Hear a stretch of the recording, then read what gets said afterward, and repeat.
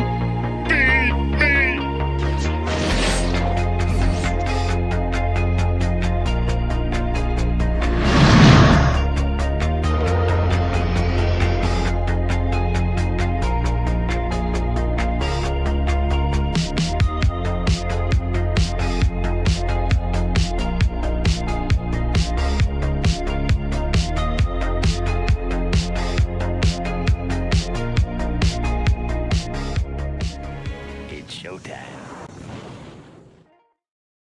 What's going on, guys? On this episode of On the Set for 80s Month, I'm checking out Back to the Future Part 2.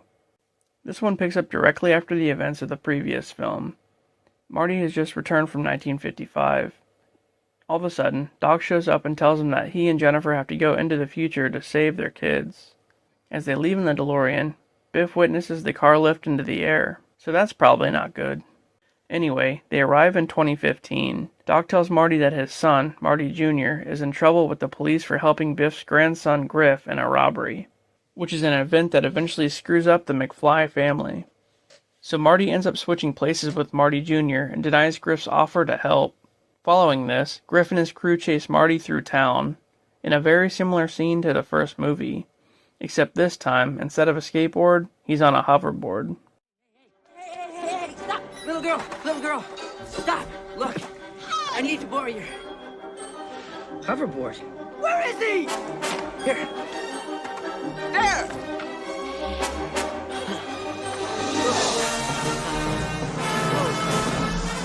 He's on a hoverboard! Fly! Let me fly!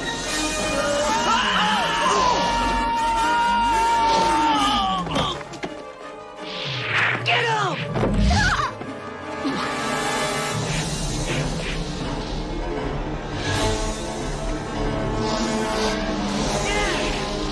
Yeah, we got him!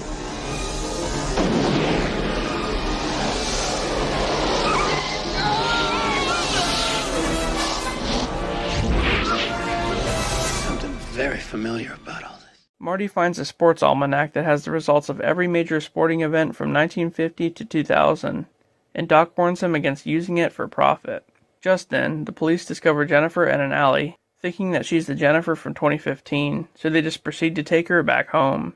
As Marty and Doc try to stop them, an elderly Biff wanders over and ends up taking the sports almanac. Back at the McFly home, Jennifer meets her future kids and sees that Marty hasn't really amounted to much in the future, as he was fired from his job for helping in a shady business deal. She goes to run out of the house, but passes out after seeing the 2015 version of herself. Marty and Doc retrieve Jennifer and head back to 1985. Upon their return, though, Marty notices that they have come back to an alternate 1985. Hill Valley is in ruin, and Biff is a millionaire. Also, George is dead, and now Lorraine is married to Biff. Humble beginnings, and how a trip to the racetrack on his 21st birthday made him a millionaire overnight. Share in the excitement of a fabulous winning streak that earned him the nickname, the luckiest man on Earth. Learn how Biff parlayed that lucky winning streak into the vast empire called Biffco. Discover how in 1979 Biff successfully lobbied to legalize gambling and turned Hill Valley's dilapidated courthouse into a beautiful casino hotel. I just want to say one thing.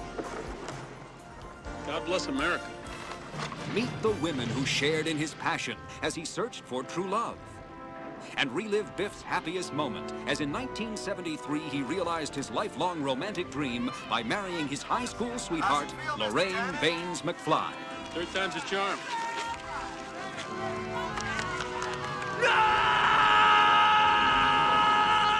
Just then, Doc realizes that Biff had stolen the almanac back in 2015 and used the DeLorean to give it to his younger self in 1955.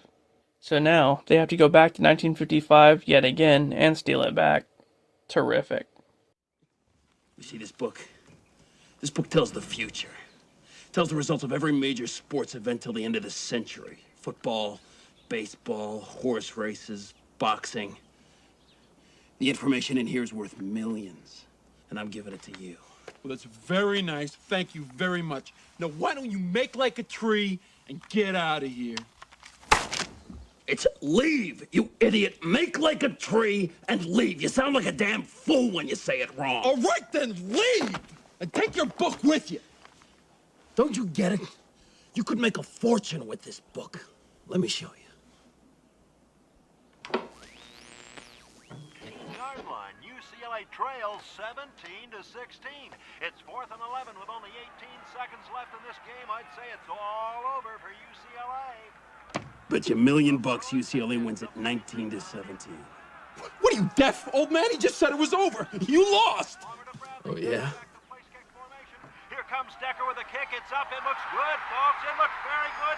Field goal. UCLA wins 19-17. Listen to that Coliseum crowd go wild. Jim Decker, senior head. All right, Pops, what's the gag? How did you know what the score was going to be? I told you, it's in this book. All you gotta do is bet on the winner and you'll never lose.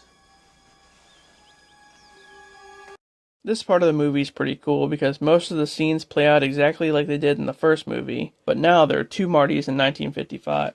At the Under the Sea dance, Marty tries to get the almanac back, but he doesn't want to interfere in the events of the first film. He finally manages to get the almanac back, but loses it again when he's forced to fight Biff. Then another chase ensues with Marty retrieving the book, which leads to Biff crashing into, guess what? Yep, manure.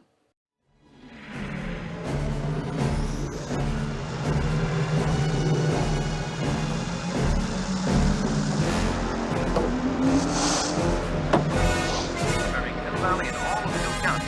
You're tuned to KKHB, the voice of Hill Valley.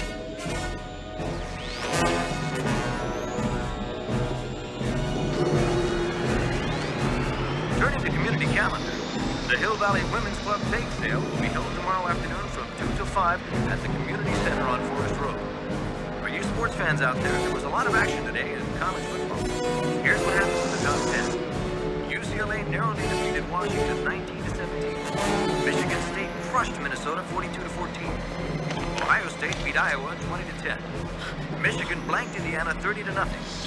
It was Notre Dame over North Carolina 27-7. Oklahoma ripped Iowa State 52-0. West Virginia lost to Pittsburgh 26-7. Texas A&M over Rice 20-10. Maryland defeated Clemson 25-12. And it was Texas Christian over Texas 47-20. Repeating tonight's earlier weather bulletin, a severe